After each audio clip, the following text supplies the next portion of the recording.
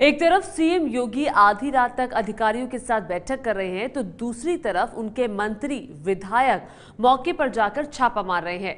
बीती रात योगी आदित्यनाथ ने 8 मंत्रालयों के मंत्रियों और अधिकारियों के साथ देर रात तक बैठक की और दूसरी तरफ बलिया में उनके राज्य मंत्री उपेंद्र तिवारी ने गेहूं खरीदने वाले केंद्रों पर छापा मारा। बस्ती में बीजेपी विधायक ने एक सरकारी अस्पताल का औचक निरीक्षण करके वहां की बदहाली को खुद अपनी आंखों से देखा और जरूरी कार्रवाई करने के लिए कहा। लेकिन सबसे जो खास नजारा दिखा वो दिखा बलिया में, जहां योगी सरकार के मंत्री को देखते ही भ्रष्टाचारी गेहूं के लदे ट्रक को लेकर भागने लगे।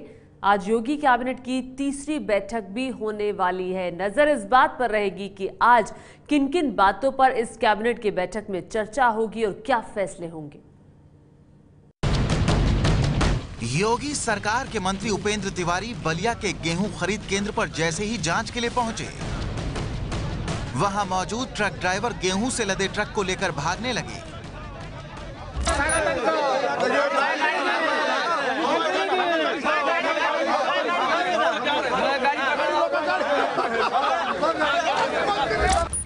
मौके से फरार होते ट्रक को देखकर योगी के मंत्री एक्शन में आ गए।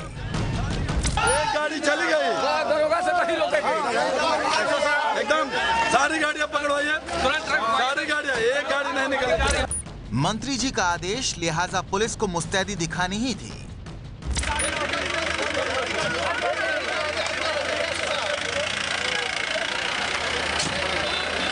धीमा धीमा। कुछ ही देर बाद सारे ट्रक और उसके ड्राइवर पुलिस के कब्जे में आ गए और उस समय ट्रक ड्राइवर ने अपनी सफाई में जो कुछ कहा वो काफी दिलचस्प है। नहीं सर, भागे नहीं सर। अभी गाड़ी लेकर तीनों चारों गाड़ी एक साथ तुम लोग खोल कर लेकर भाग रहे थे, क्या कारण था? नहीं, हम लोग कहे कि होटल पे चल के रुक लेंगे। मंत्री उपेंद्र तिवारी ट्रक पर लदे गेहूं के बोरों की जांच के लिए पहुंचे तो वहां उन्होंने देखा कि करीब करीब सभी बोरों से गेहूं की चोरी की गई है। दिखाओ भैया, सब इसको गिराओ। अरे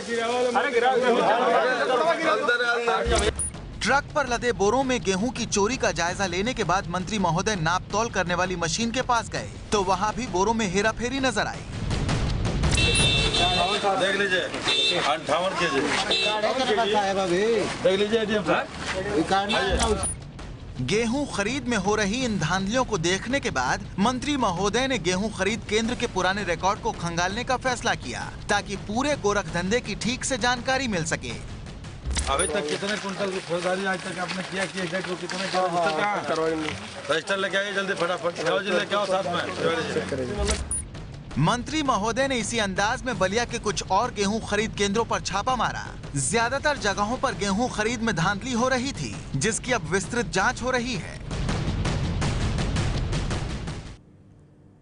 तो राज्य मंत्री उपेंद्र तिवारी का औचक निरीक्षण आपने देखा। तो आपको लगातार बता दें, योगी राज में मंत्री विधायक सरकारी दफ्तरों अस्पतालों का औचक निरीक्षण कर रहे हैं। गेहूं मंडी का जायजा लिया उपेंद्र तिवारी ने। कल जब एक बीजेपी विधायक बस्ती के सरकारी अस्पताल का निरीक्षण करने पहुंचे तो वहां उन्हें पता चला कि ट्रेन की टाइमिंग के हिसाब से डॉक्टर और नर्स अस्पताल में आते हैं।